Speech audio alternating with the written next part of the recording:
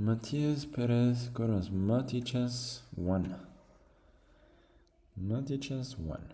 Okay. D4. Let's play D5. Seems to be a good reply. Copying his moves. Really? Okay, I'm going to continue to copy. Sure. Sure. Okay, now I have to stop copying him. That I'm able to tell. Okay, let's go here.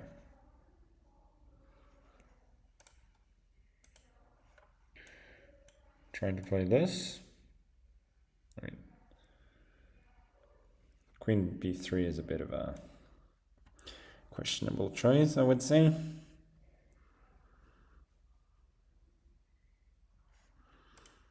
I think the whole point of his setup is, I don't know what it is, but it's kind of aimed at getting the bishop out to f4 without me getting my bishop to f5. And well, okay. As I was speaking, he's got his bishop to f4, so that aged like terrible milk. Is there any point to this? Rook g1. I don't think he'll miss his castling rights very dearly, will he? Okay. Let's go here. Queens are likely to be exchanged, so I'm just gonna take back with the king here, and I don't think I'll miss my castling rights very much.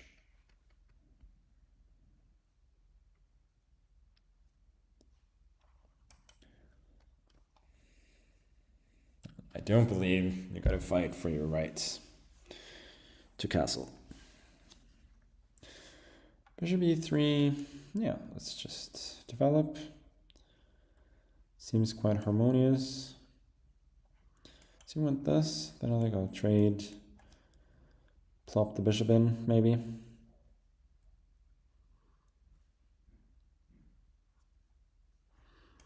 His knight would not be the most impressive piece. Should I go a5? No, probably not. Seems wrong, positionally speaking.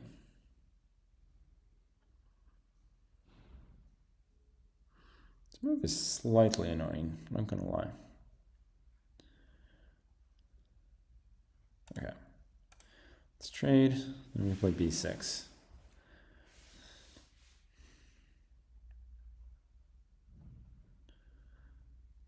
I thought he would go a5. Should I go a5?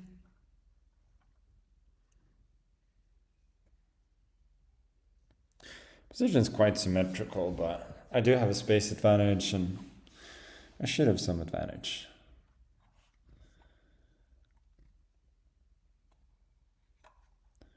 Kind of tempted to go here.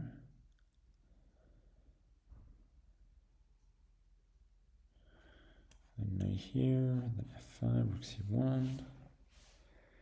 Don't love that. Okay. It's a bit of a strange maneuver, but I think it's not that bad. The idea is if he goes knight c1, I'll go f5, and then f4 next.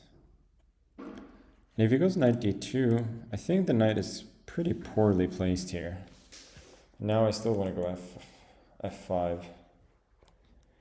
But the thing is, like if I had gone bishop g6 immediately here, then he goes knight c1, f5, and then knight d3. But now exactly he doesn't have time for that. So I think that was, I don't know, nice positional subtlety. Don't know if it means a lot in the grand scheme of things, but I think it was a nice touch.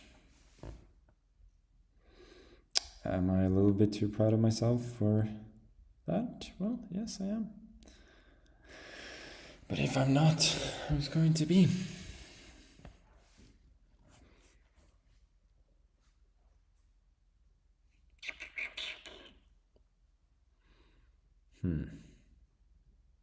Yeah, his position is quite difficult. And basically got a nice space advantage for free, and he doesn't have a ton of counterplay.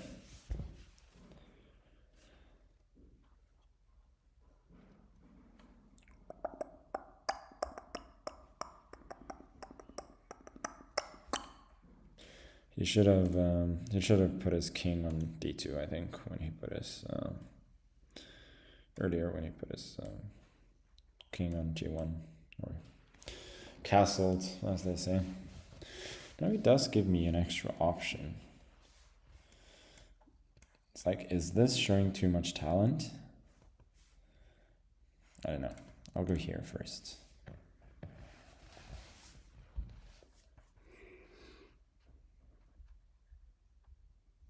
I mean, I think my position is so good that I can essentially do whatever I want here, but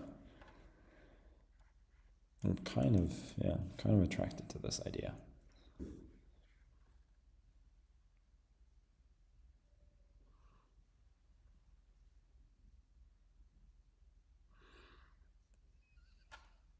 The thing is, like, knight d3 takes doesn't really relieve a ton of the pressure, even if I go knight f4 later on, and allowing to play with opposite colored bishops. I don't think that in itself can be considered like a massive relief. Now I think I'll just cash in, to be honest. Like with the rook, e3, rook f7, rook f8. He's already struggling a little bit to defend everything.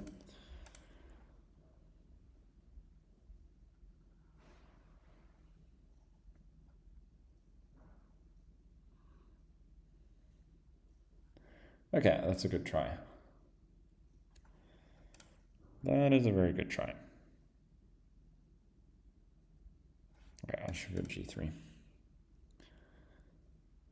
Just a lot of, just blast it open. A lot of shooting, a lot of blasting.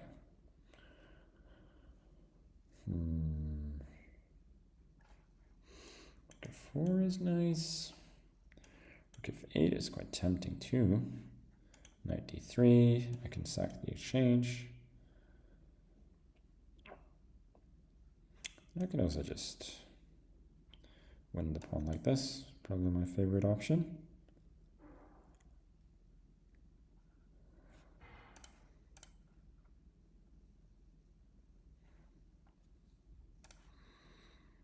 No, this is a blunder. I can just take here. Maybe I could have done that on the previous move too. Okay, good game. Yeah, that was fairly... Oh, why can't I see the analysis? I think that was decent enough. Regardless, don't need no computer to tell me that.